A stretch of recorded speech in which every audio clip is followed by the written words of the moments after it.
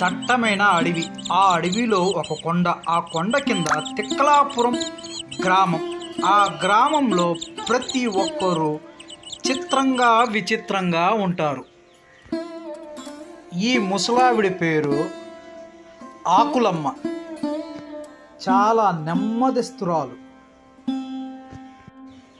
ఈమె ముసలవ్వ కోడలు. ఈమె పేరు గాలెమ్మ.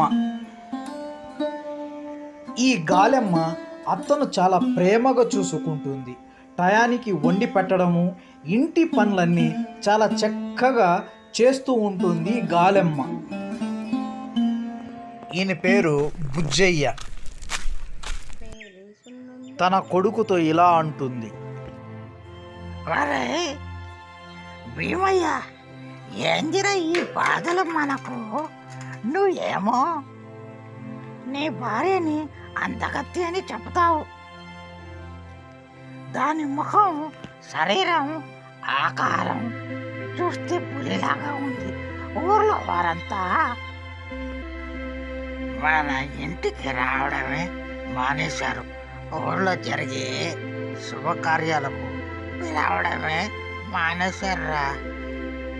దీన్ని ఎలా ప్రేమించావు? నీకు ఎక్కడ దొరికిందిరా? ఆకులమ్మ తన కొడుకుతో ఆ విధంగా చెప్పి బాధపడుతుంది. మరుసటి రోజు బుజ్జయ్య తన స్నేహితుడితో కలిసి అడవిలోకి కట్లు కొట్టడానికి వెళ్తాడు. దట్టమైన అడవిలో నీళ్లు పారుతున్న ఒక కాలువ, ఇరుపక్కల ఎర్ర చందనపు చెట్లు ఉంటాయి. వాటిని చూసి సంతోషించి చెరో ఒక పక్కకు వెళ్ళి చెట్లను నరకడం మొదలు పెడతారు.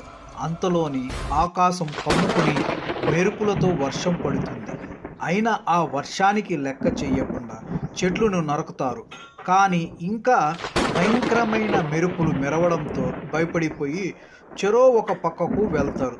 బుజ్జయ్య ఒక గృహలోకి వెళ్ళిపోతాడు. అక్కడికి వెళ్ళగానే అక్కడ ఉన్న అందమైన చెట్లు, అందమైన చెరువు, ప్రశాంతంగా ఉండే వాతావరణాన్ని చూసి ఆశ్చర్యపోతాడు బుజ్జయ్య. ఇలా అంటాడు. ఇది చూడబోతే నేను స్వర్గంలోకి వచ్చినట్టున్నాను, కానీ ఒక పక్క కూడా భయం వేస్తూ ఉంది. ఇది మంత్రాల ప్రదేశం ఏమో అని ఆ విధంగా అనుకుంటాడు బుజ్జయ్య.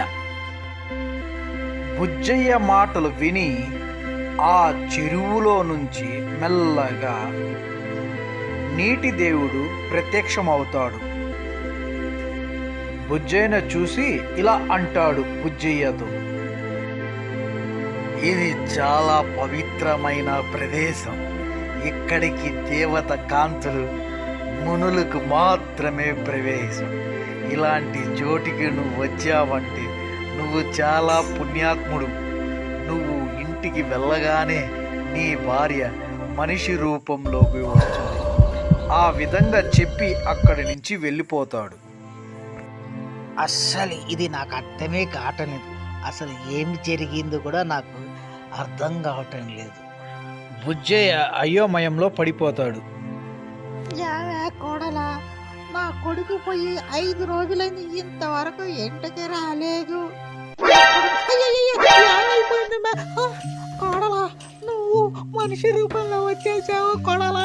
నాకు చాలా సంతోషం అయిపోయింది కోడలా.